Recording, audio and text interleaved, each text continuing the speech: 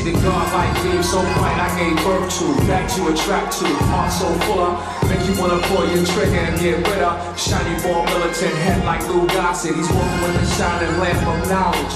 Glory be the Lord with the justice sword. Supreme being all I see in radiant sun. The perishable absolute, y'all salute. Approximately 3. Here we go, Nick. This is our second title fight. Joe Harding, 8-2, representing BKK, defending his featherweight title against Johan Sagas from CFMMA. As you pointed out, Sagas is built rather like a brick you-know-what for 145 pounds. He came walking out, and I thought, holy cow. That kid looks bigger than I did when I was like 195. Oh!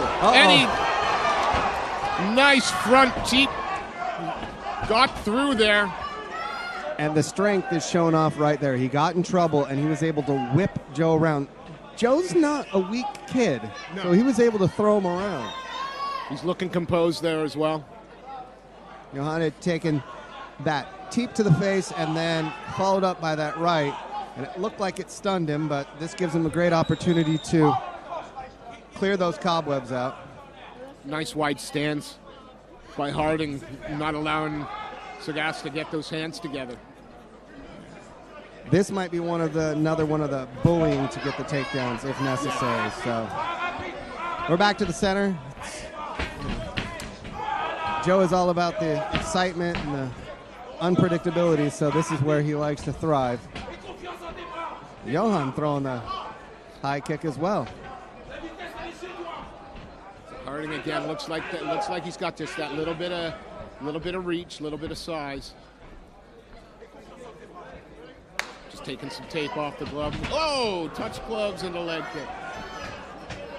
Never a fan of the touch gloves and then throw a punch or a kick.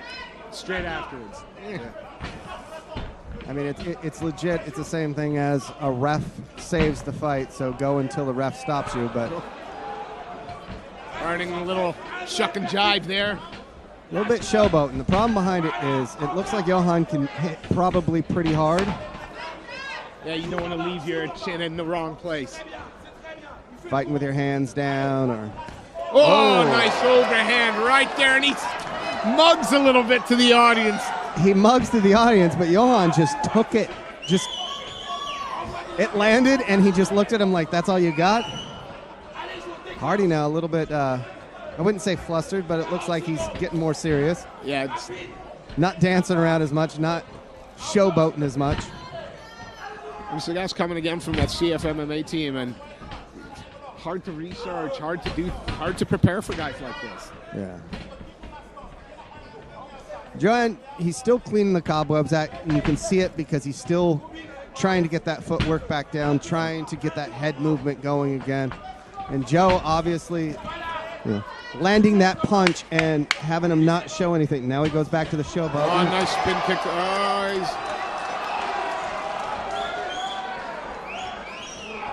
We're getting a bit Connor out of him. And the round ends with a lot of showboating. Johan didn't bite, though. No. If I'm in Johan's corner, I'd tell him the next time that Joe drops his hand, be aggressive. Yeah. Go after him. If I'm in Joe's corner, I'd tell him, knock that crap off, go out there and win the fight. I know you want to be a superstar and you want to be, You do that after you've won. Exactly. You don't celebrate beforehand. Johan took quite a few shots in that round. Rocked early with that teep, but he was able to come back. This should give him enough time to truly clear those cobwebs out, and we'll probably see how he was at the very beginning of the first round, now into the second. Joe, on the other hand, just needs to control the distance, strike at range. Is he going to get told by his corner for the showboating, you think? Is that the sort of thing, Mason, or as long as he's happy, it don't matter?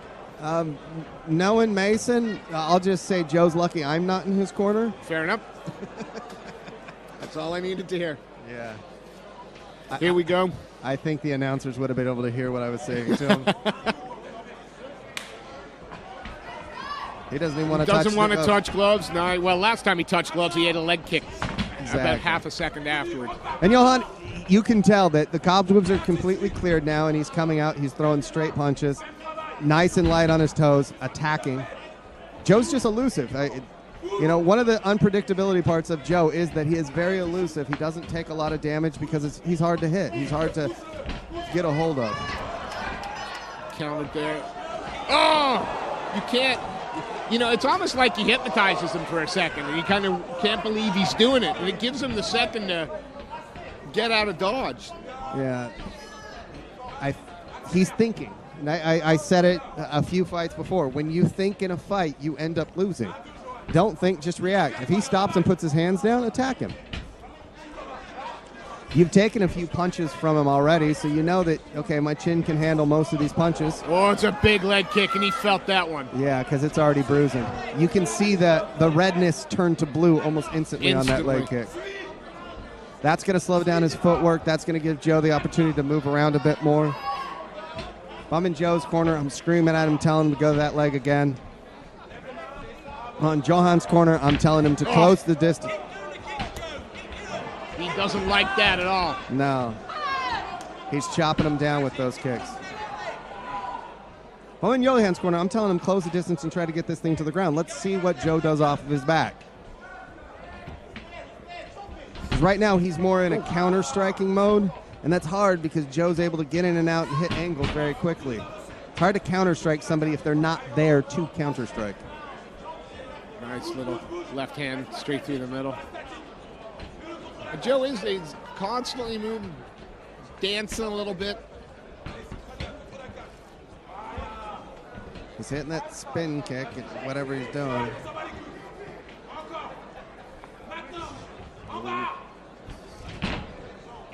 Uppercut to Superman punch, both a bit short. One thing is Johan's having problems gauging his distance. Yeah. Even on his range when he's trying to throw out that jab, he's not able to gauge the distance. And I thought for a second there that he wasn't putting a whole lot down on that lead leg. When he gets a chance, he's kind of lifting that off the ground a bit. Yeah, he's definitely favoring that lead leg. Those leg kicks have taken effect. Oh, a nice heavy leg kick of his own, though. I'd like to see Joe turn it up a little bit, land a little bit more. See, but Johan's smart. The way that you slow down someone who's that agile.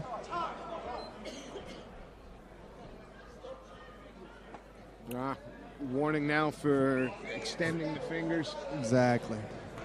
The new unified rules. Hands up, fingers towards the ceiling.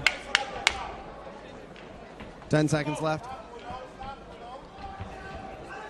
So again, a lot of showboating by Joe in this second round. I wouldn't say effective striking, as not a lot of it's landing. Johan was towards the end of that second round was smart. He was going after the leg kicks to try to slow him down. Landed 3 or 4 of them. That's what you need to do to stop somebody who's that elusive and that jumping in and out. You got to make sure that you're taking out that base, that lead leg.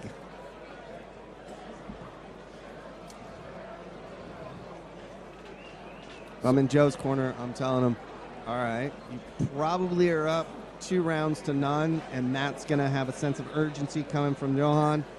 Don't get flashy. Don't, take him lightly. Don't drop your hands. Let's go out there and let's win this fight.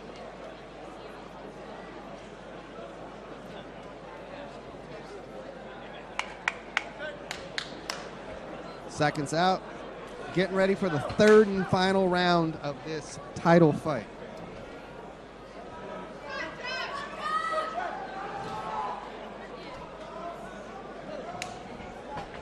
Joe Harding, Johan Sagas, final 3 minutes.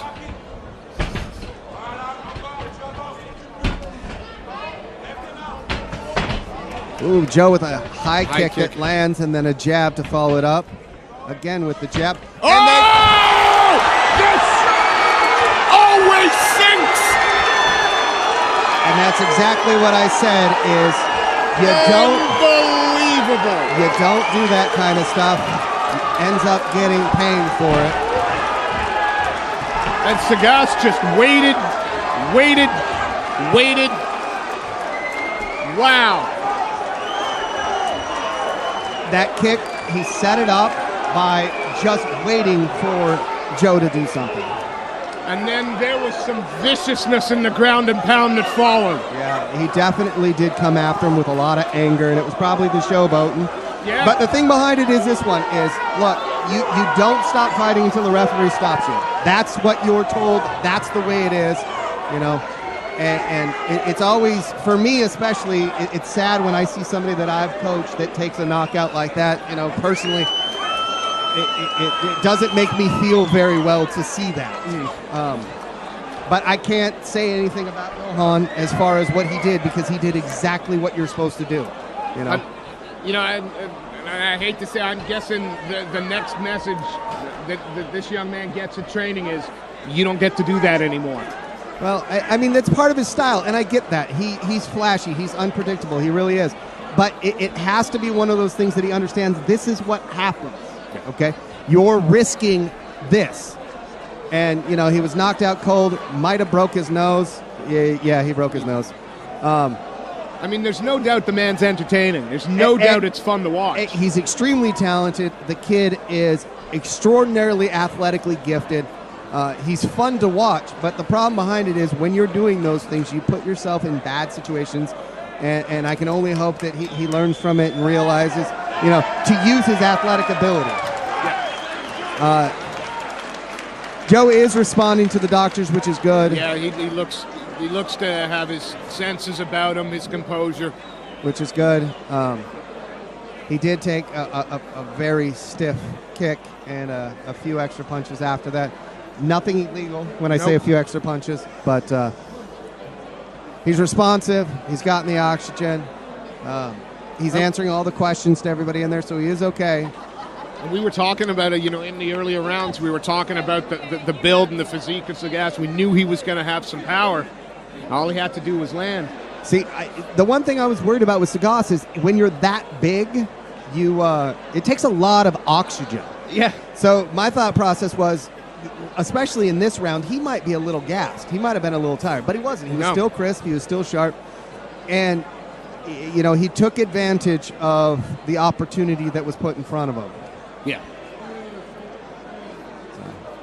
Fair play. Entertain and fight through and through, but we now have a new BCMMA featherweight champion. And for everybody who is watching on the stream, there's a reason why they're not zooming in on Joe. He is okay. He's getting ready to get up now. There he is. He's back up. Yeah, I think it's only right you give him a little bit of space. Good sportsmanship as well from Johan there. Very much. It's always good to see. Yeah, he didn't do anything that was egregious, so now he goes over to shake hands, of course. Great show of sportsmanship on both sides of it, so it was really good. That's why I love this sport. It's one of the reasons I love this sport more so than any other. You just do that to someone, you're going to be able to shake their hand, say, well done. Wow. You never take anything personal inside the cage. Well, I've seen a couple people take things personal inside the cage, but it's never good to fight with anger. It's never good to fight with that kind of attitude. You know, you always want to stay calm, cool, collective, and kind of just go after things. Joe seems to be responding really well. Good. Like I said, he appears to have a cut on his nose, and his nose seems to be bleeding from inside, so maybe he ended up breaking his nose. But this is a great learning experience for Joe. He did exactly what he always does through the first two rounds. Landed very effective strikes, was able to fight at range, and, you know, sometimes it's just a matter of celebrating when the fight's over. We'd love to hear your guys' response. Be sure to follow us on Twitter at BCMMAUK. Use the hashtag BCMMA18. Let's see some tweets having to do with that last performance by new champion Johan Sagas. It's also pleasing to see they're not taking their time trying to rush the fighters out of the cage. They're really making sure that Joe's all right. It's just good to see BCMMA really embracing that part of the fighter safety.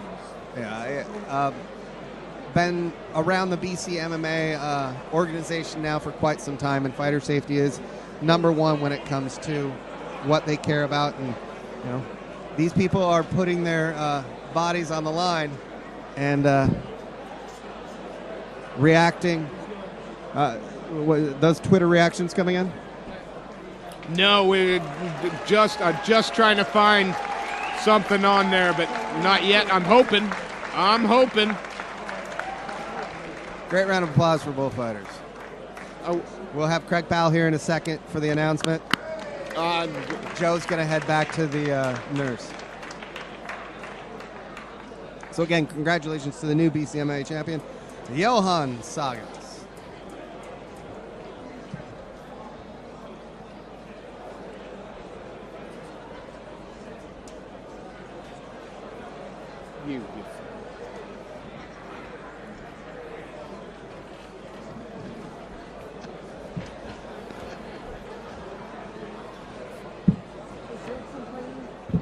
Now we'll head it up to Craig Powell for the announcement.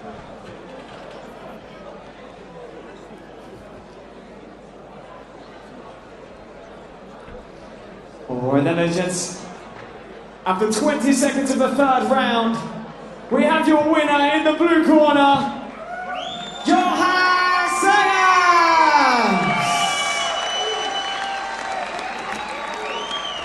And there, folks, your new BCMMA featherweight champion, amateur from CFMMA. He was in trouble early in that first round, was able to weather the storm, came out and had a very competitive second round, and that third round just took advantage of... He took advantage of the opportunity that was given to him.